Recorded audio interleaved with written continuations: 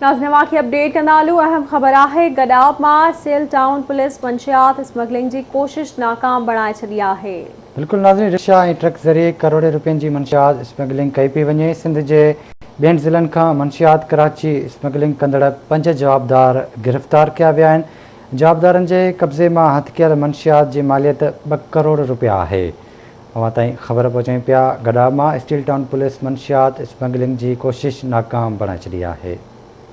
Breaking news से अवांखे update कंदालू। जवाबदार के कब्जे में हथ कयल मंशियात की मालियत 2 करोड़ रुपया है। ये चवण SSP मलीर जो। सिंध के बेन ज़िलन का मंशियात कराची स्मगलिंग कंदड़ 5 जवाबदारन के गिरफ्तार किया वियो है। स्टील टाउन पुलिस मंशियात स्मगलिंग की कोशिश नाकाम बनाए छड़ी है। रिक्शा और ट्रक ज़रिए करोड़े रुपयन की मंशियात स्मगलिंग कई पी वने।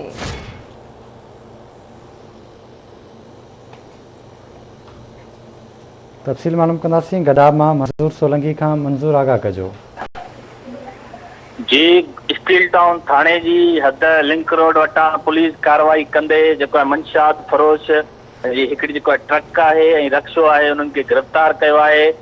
जिन जो SHO बुधायो है तो 24 किलो जो चर्स है, 3 किलो आइस है, 3 किलो हीरोन है, क्रिस्टल 1 किलो गिरफ्तार कई है। 5 जवाबदारन के गिरफ्तार किया है। उनमें हिकिड़ी औरत भी शामिल है जै मथा केस दाखिल करे कार्रवाई कई पी वने। जी ठीक है मंजूर, मेहरबानी जी अपडेट करने लाए।